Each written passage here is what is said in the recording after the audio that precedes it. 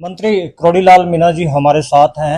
राजस्थान के अलग अलग जिलों में खाद और बीज के ऊपर, नकली खाद और बीज के ऊपर लगातार वो अपनी जो रेड कर रहे हैं, कार्रवाइयां कर रहे हैं। और आज वो श्री गंगानगर और हनुमानगढ़ इलाके में हैं और आज सुबह से श्री गंगानगर के अंदर कई सीड्स की जो फैक्ट्रियां हैं वहां पे उन्होंने रेड्स किया। उनसे जानते हैं कि क्या कुछ नकली यहाँ पे मिल पाया। सर देखो, ऐसा है तो आप उस समय मौजूद थे कि नहीं थे।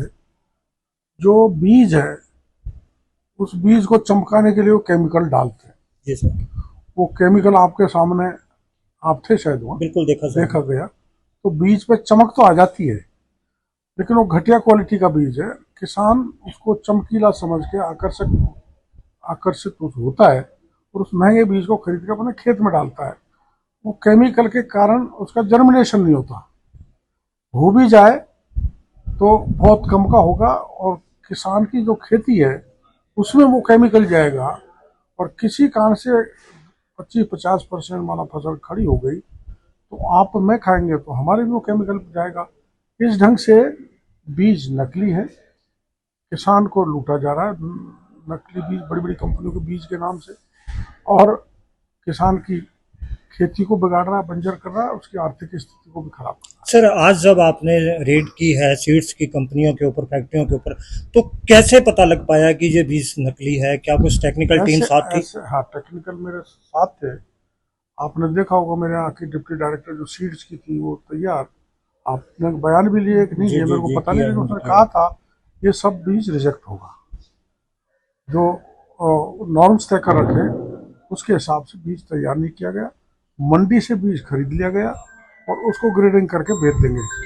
बीज तैयार करने का प्रोसेस बहुत लंबा है, उस प्रोसेस से ये गुजरे नहीं, और घटिया बीज किसानों को दे रहे हैं। सर, आपकी रेड के बाद कई जो सीड्स की कंपनियां हैं उनके मालिकों से हमारी बात हुई है, वो कह रहे हैं कि मंत्री जी जो हमारा रॉ मटेरियल है उसको नकली बीज बता रहे हैं। रॉ मटेरियल नहीं, वो सारा, आप मेरे साथ थे, सारा किसानों से खरीदा हुआ बीज था।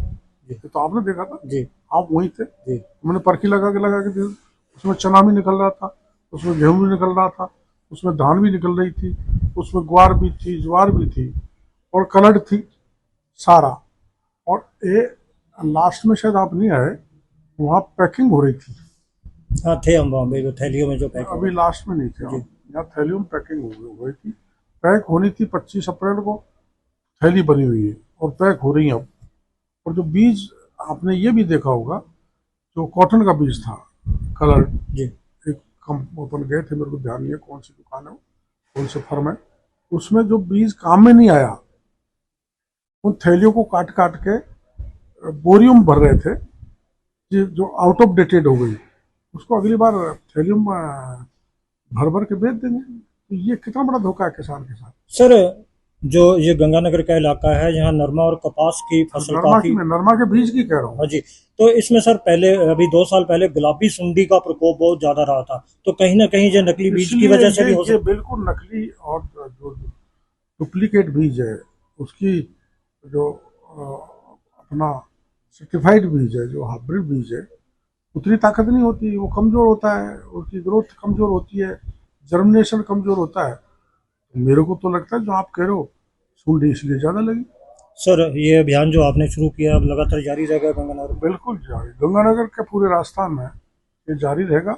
और राजस्थान से मेरे को ऐसा लगता है गंगानगर से 4-5 स्टेट में भी यहाँ से सीट भेजा जाता है। तो वहाँ के सेक्रेटरीज को, मंत्रियों को, सरकारों को हम सूचना देंगे। जैसे मैंने किशनगढ़ में पकड़ा था, किशनगढ़ में 22 फर्म को हमने सील किया था, उसके कागज निकाले तो उस देश के 16 राज्यों में वो खाद जा रहा था।